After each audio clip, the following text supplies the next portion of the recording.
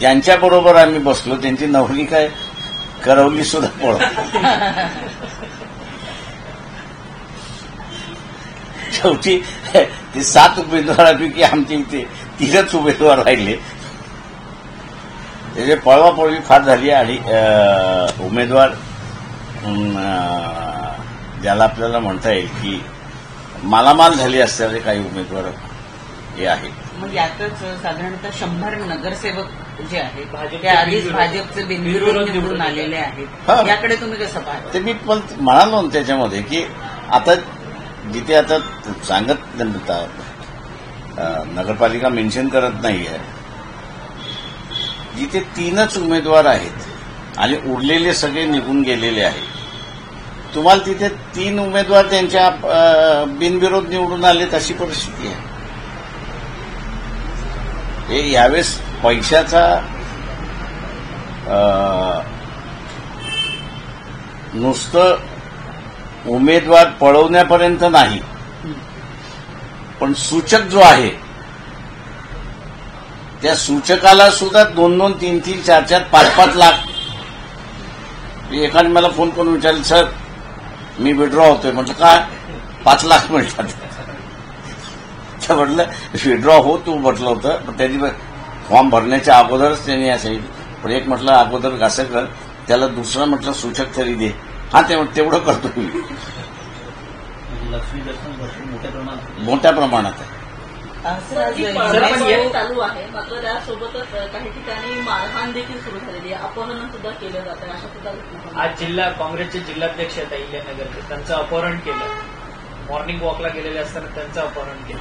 अशा घटना हे अपहरण केलेलं आहे. त्याच्यानंतर दुसरं जे आहे ते त्याच जिल्ह्यामध्ये आमचे जे नगराध्यक्षासाठी उभे आहेत त्यांचंही अपहरण झालेलं आहे. आम्ही त्यांना म्हटले तो सुरक्षित राहील, काळजी करू नका, फक्त आपण असं हा पळवलेला आहे, याला प्रचाराचा मुद्दा करा. आता झालंय असं की त्याला आणूही शकत नाहीत आणि त्याला सोडूही शकत नाहीत आणि लोकांमधला राग वाटतोय. म्हटलं लोकांमधला राग हा म्हटलं मतदानामध्ये कन्व्हर्ट करा. तुम्हाला सिच्युएशन वापरता आली पाहिजे असं मी म्हणेन. आज म्हणजे पैशांचा हा सगळा खेळ सुरू आहे निवडणुकीमध्ये.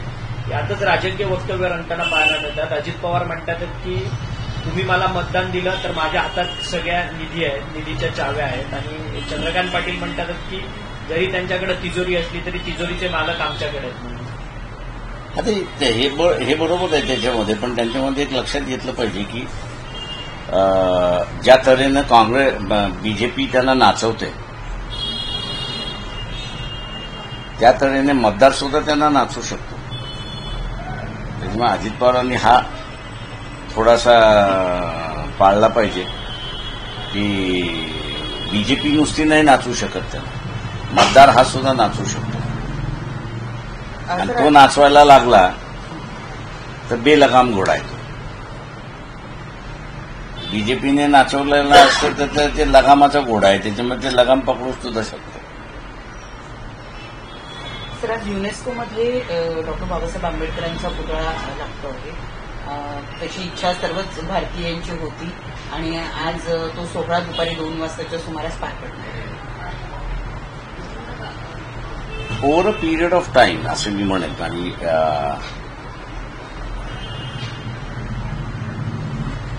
मी हे जे नेल्सन मंडेला यांचं असणारं आंदोलन यशस्वी झालं साऊथ आफ्रिकेमध्ये. पोता सरकार जाऊन त्यांचं सरकार आलं आणि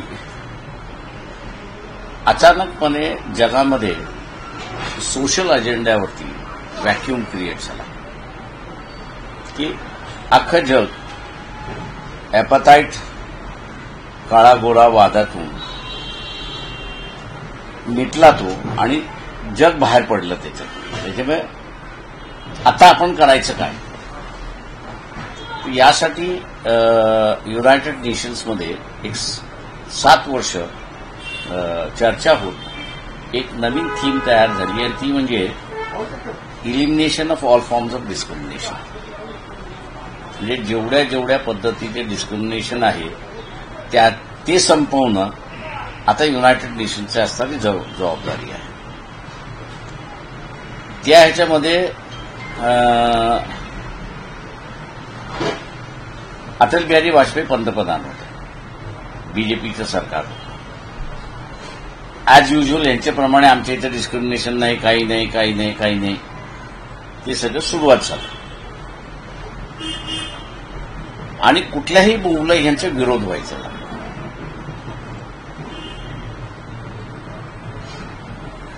तेव्हा 167 नेशन्सपैकी जे मेंबर्स आहेत त्याच्यापैकी 111 देशांनी आमच्याकडे काही प्रमाणात डिस्क्रिमिनेशन आहे असं मान्य केलं.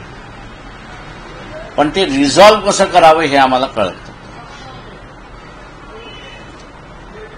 तर त्या ह्याच्यामध्ये आम्ही जे एनजीओ म्हणून होतो भारतीय म्हणून तिथे ते आम्ही मग असं म्हटलं डिस्क्रिमिनेशन आमच्याकडे आहेत, या पद्धतीचे डिस्क्रिमिनेशन या पद्धतीचे, पण आमच्याकडे कॉन्स्टिट्युशनल मशिनरी आहे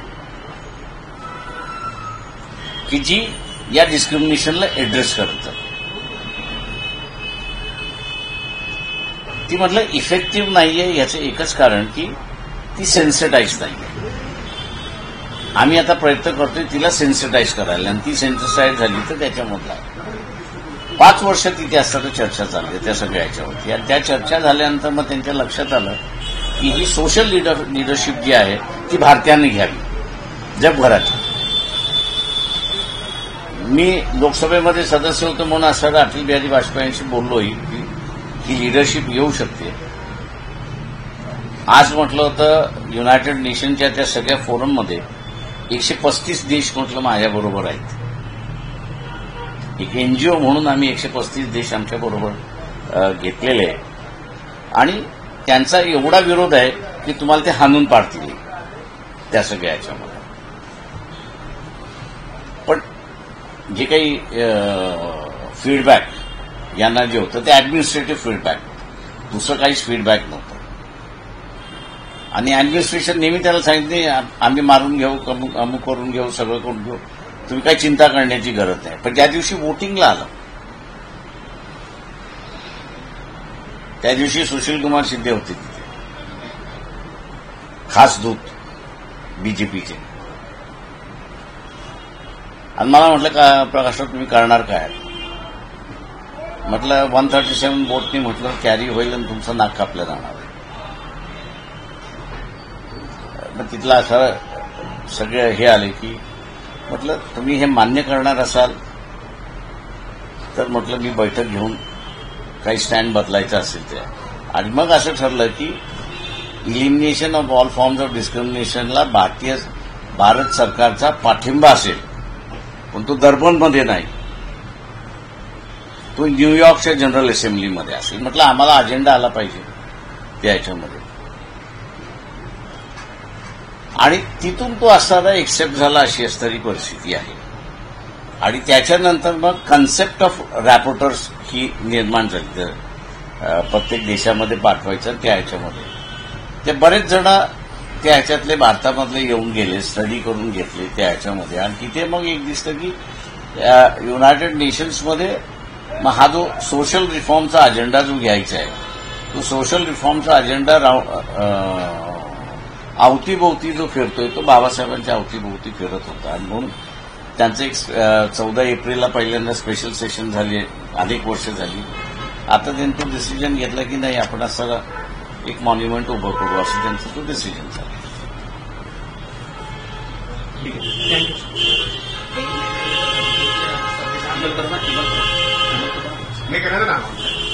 अच्छा हिंदी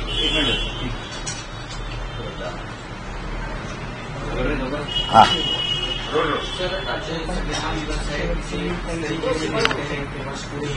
प्रधानमंत्री नरेंद्र मोदी जी ने भी इस पर चिट्ठी लिखी है और कहा है कि 2049 में भी जो विकसित भारत होगा उसको और बड़े तरीके से करेंगे. देखिए मैं ये कहूंगा कि जिस इश्यू से आज हम लोग जूझ रहे हैं, एक तरफ संविधानवादी वर्ग है, संविधान का समर्थन करने वाला वर्ग है, और दूसरी तरफ जो है वो इस संविधान को विरोध करने वाला एक वर्ग है। इस बात की चर्चा जो है वो बाबा साहब ने बनारस विश्वविद्यालय में कही थी 1953-1954 में कि वह देश के नागरिक जो है वो दो राह पर खड़े हैं। एक रास्ता संविधान का रास्ता और दूसरा मनुवाद का रास्ता है। बोले धर्म, कोई भी व्यक्ति यहां धर्म को विरोध नहीं कर रहा है, लेकिन सामाजिक रचना कैसी होनी चाहिए इस पर विरोध है। कुछ लोग कह रहे हैं कि मनुवादी व्यवस्था यहां पे चलनी चाहिए और कुछ कह रहे हैं कि संविधानवादी व्यवस्था। ये द्वंद्व जब तक खत्म होगा नहीं तब तक भारत देश विकसित नहीं होगा। और आज 75 साल के बाद भी हम लोग यही देखते हैं कि वो द्वंद्व बढ़ चुका है, और इसलिए कल की सभा के माध्यम से यहाँ के राजनीतिक दलों को हमने एक एजेंडा देने की कोशिश की कि भाई इसको आप पॉलिटिकल इशू बनाइए। संविधानवादी एक तरफ और संविधानवादी जो है वो दूसरी तरफ। एक दफे इसका फैसला हुआ तो भारत विकसित देश हो सकता है, उसमें ताकत है। लेकिन अभी जो फिलहाल जो है कि संविधान विरोधी जो है उनको अपना एजेंडा बरकरार रखने के लिए धर्म की आधार लेने की जरूरत होती है। और वही हम देखते हैं कि परसों प्राइम मिनिस्टर नरेंद्र मोदी और आरएसएस जो इस विरोधी विचारधारा के प्रमुख है, उन्होंने मिलकर अयोध्या में एक नया झंडा जो है वो, मैं ये कहूंगा कि यह नया झंडा नहीं है। सरदार पटेल के साथ में इनका जो समझौता हुआ था 1950 में, जब सरदार पटेल ने इनको जबरदस्ती कहा था कि अगर तुमने तिरंगा अगर नहीं फहराया 15 अगस्त को तो वापस तुमको जेल में भेज दूंगा।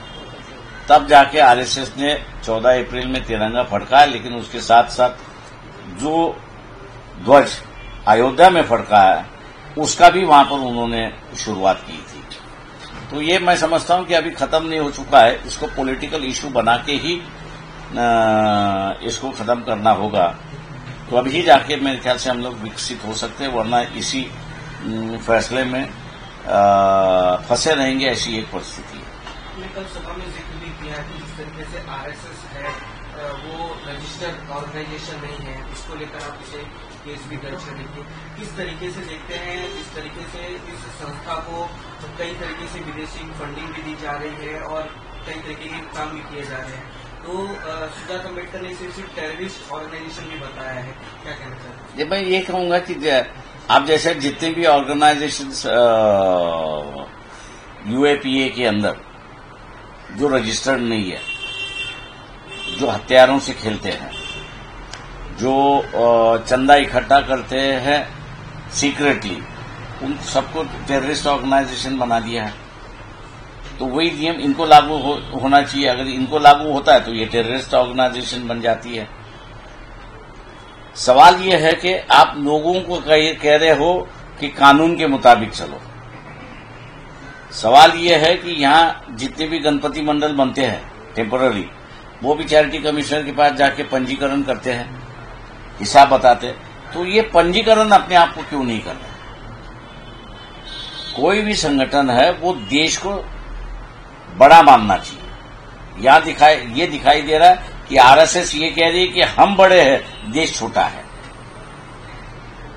यही मनुवादी विचारधारा हम लोग जो कह रहे हैं कि इस देश में यही मनुवादी कि हम ऊपर है, आप नीचे हो। तो हम मोदी जी से कह रहे हैं कि आप लोगों से कह रहे हैं कि 75 साल में विकसित होना है। आप जब तक आरएसएस को पंजीकरण नहीं करोगे तब तक मैं मान के चलता हूं कि ये लड़ाई झगड़ा चलते रहेगा।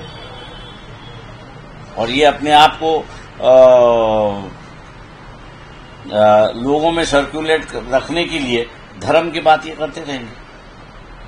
सर, जिस तरीके से एसआईआर को लेकर अलग अलग राज्यों में इलेक्शन कमीशन इसके ऊपर जांच कर रही है, ऐसे में पश्चिम बंगाल में भी जो है सीए लागू करने के बाद बीजेपी की तरफ से की जा रही है, इसे किस तरीके से देखते हैं? क्योंकि वोट को लेकर भी कई तरीके के बोगस वोटिंग और इस तरीके के मामले भी जो आ रहे हैं। देखिए, हम लोग एक भूल रहे हैं कि 1969, 69, 70, 71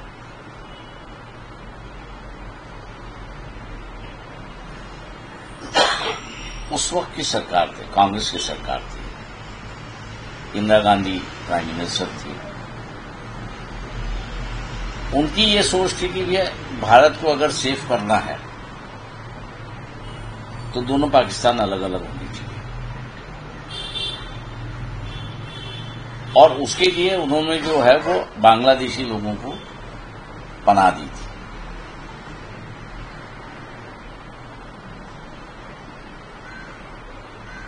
इस सरकार का जो सबसे बड़ा खतरनाक खेल है वो भारतीय अभी तक समझ नहीं रहे कि जिसको आपने पनाह दी और पनाह देने के बाद उसकी मदद से तुमने एक पाकिस्तान के दो पाकिस्तान कर दिए, मतलब निकल गया, तो जिसको आपने पनाह दी उसको आप भगा रहे हो। आप पे विश्वास कौन करेगा? इसलिए आज जो सिंदूर के वक्त की जो परिस्थिति हुई कि दुनिया का एक भी देश हमारे साथ खड़ा नहीं हुआ, उसकी वजह यही है कि हम लोग विश्वास लायक नहीं है। आरएसएस, बीजेपी जो है वो विश्वास लायक नहीं है, और इसलिए जो देश हमको मदद करते थे हमेशा, वो भी अपने साथ नहीं है।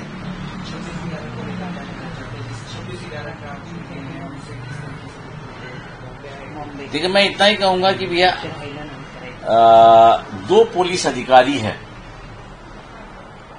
कि जिन्होंने न्यूज डिले की, बड़े अधिकारी है, ऐसा नहीं कि छोटे मोटे अधिकारी है, बड़े अधिकारी है। आप उनको अभी तक इंक्वायरी क्यों नहीं कर रहे हो? आपने डिले क्यों किया? डिले करने की वजह क्या थी? और मैं तो आरोप ये करूंगा अभी कि जिस तरह से हेमंत करकरे की जांच चल रही थी और वो इंटरनल टेररिस्ट ऑर्गेनाइजेशन उन्होंने ढूंढ के निकाला था और उनका आईएसआई के साथ संबंध था, उनको खत्म करने के लिए आपका ये तो प्रोग्राम नहीं था। आप जब किसी अधिकारी को बचा रहे हो तो सवाल पूछेगी ही, और इसलिए मैंने खासदार बैठे हैं, क्या नाम होगी, निकम, एडवोकेट निकम, आदरणीय उज्जवल निकम है। मैंने उनसे ये पूछा था कि हेमंत करकरे हो, सालसकर हो, और वो जो है उनकी बॉडी से जो बुलेट निकले थे वो पिस्टल के थे या AK-47 के थे, लेकिन आज तक उज्जवल निकम ने उसका जवाब नहीं दिया है। और ऐसे व्यक्ति जब जाके लोकसभा में बैठते हैं तो आप मतलब निकाल सकते हो कि क्या है क्या नहीं। खूपच धक्कादायक असा आरोप तुम्ही मी आत्ताच्या आता नाही, मी ज्या दिवशी झालं त्या दिवसापासून बोंबलतोय। काय हे हेमंत करकरे ह्या कोपऱ्यावरती राहत होते, त्याच्यामध्ये व्यक्ती काय आहे ते आम्हाला माहिती आहे। बुलेट का नाही सांगत? कोर्टाचं जजमेंट तुम्ही जर वाचलं तर ह्या साळसकराला बुलेट कुठली लागली, कामतेना बुलेट कुठली लागली, हेमंत करकरेंच्या ह्याच्यामधला बुलेट कुठल्या निघाला, ह्याच्या कुठंही जजमेंटमध्ये उल्लेख नाही, एव्हिडन्स नाही। दातेचा तुम्हाला मिळतो, कामा हॉस्पिटलमध्ये दातेंवरती फायरिंग झाली ती सगळी मिळते, which is a true story त्या ह्याच्यामध्ये। आणि तुम्हाला अख्खी गाडी बुलेटनी आहे आणि त्यांच्या बॉडीज मधल्या बुलेट तुमच्या असणाऱ्या जजमेंटमध्ये येत नाही.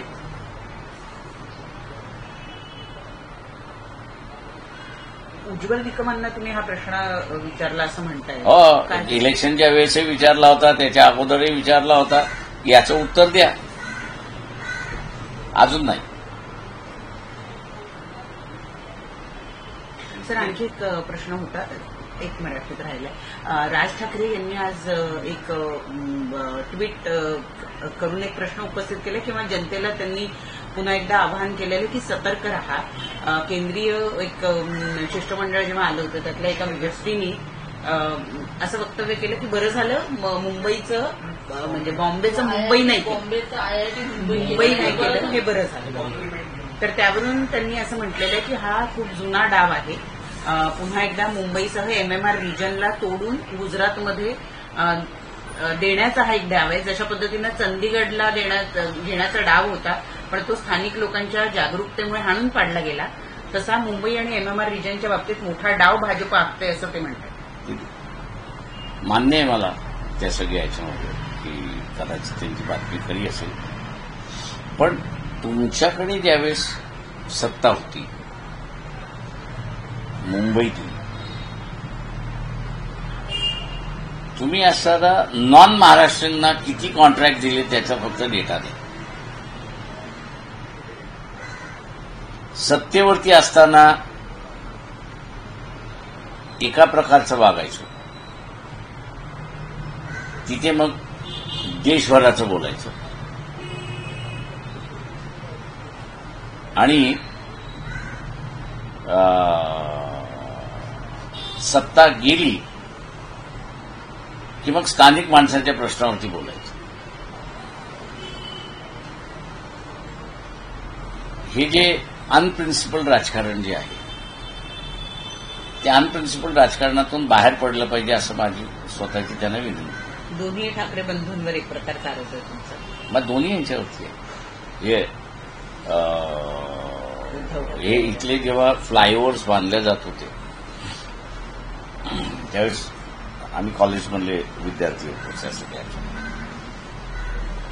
एकही फ्लायओव्हर इथला असताना मुंबईमध्ये स्थानिक असणारे जे कन्स्ट्रक्शन कंपनी होती त्यांना त्या विद्यार्थी म्हणून आम्ही लोकांनी सगळ्यांनी आवाज उठवला होता. बाल ठाकरेंनी आवाज उठवला.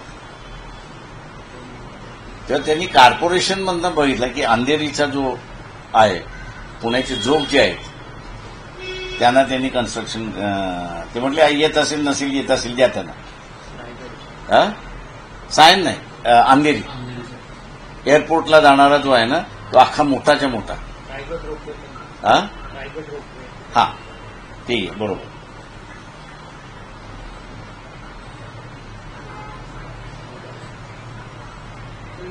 हिंदी में भी सर ये बता दीजिए, केंद्रीय मंत्री जितेंद्र सिंह बॉम्बे IIT की कार्यक्रम में आए थे और उन्होंने इस कार्यक्रम के दौरान उन्हें कॉम्प्लीमेंट दिया बच्चों को कि बॉम्बे IIT का नाम अच्छा हुआ, बदला नहीं किया जिस तरीके से बॉम्बे को मुंबई किया गया है. इस पर कहीं न कहीं राजनीतिक विवाद भी शुरू हो गया. राज ठाकरे ने भी इस पर देखिए, मैं ये कहूंगा कि जिस तरह से IIT का नाम बदला नहीं है उसी तरह से हाईकोर्ट बॉम्बे हाईकोर्ट जो है वो बॉम्बे हाईकोर्ट भी अपना नाम बदलने के लिए तैयार नहीं, क्योंकि वो कह रहे हैं कि हमारा जो इतिहास है वो 1400 सालों से शुरुआत होता है बॉम्बे हाईकोर्ट की हिस्ट्री जो है, इसलिए हम क्यों बदले. अब उसपे जो है कि राजनीति करना कि सेंट्रल की चाल है इसको ब्रेक करना. मैं ये कहूंगा कि कई इंडस्ट्रीज जो है यहाँ की 2 जगह सेंट्रल गवर्नमेंट शिफ्ट करने में सफल हो गई है. एक है नोएडा, जहां पर काफी बड़ी फाइनेंशियल इंस्टीट्यूशन यहां से चल चुकी है, और दूसरा जो है वो यहां की मिलें जो थी वो अब राजस्थान में जाके शिफ्ट हो चुकी है. ऐसी एक गुजरात राजस्थान में शिफ्ट हो चुकी है. इस शहर के इंडस्ट्रियलाइजेशन को बचाने के लिए आप क्या कर रहे हैं?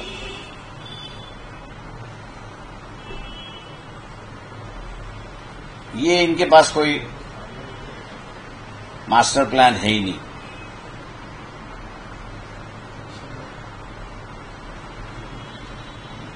सिर्फ रोना धोना है, दूसरा और कुछ नहीं है।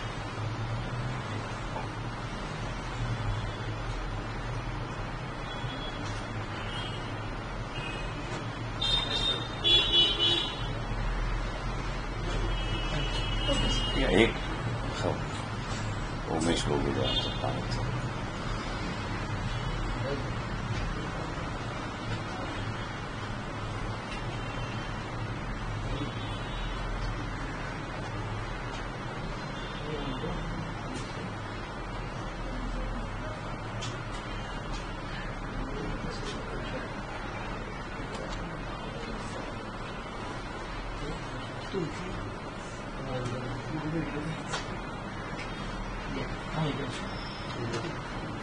जास्त रिस्पॉन्स हाँ?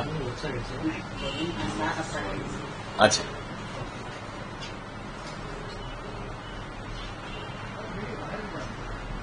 उमेश आलायस का? आंबेडकर सगळ्यांचा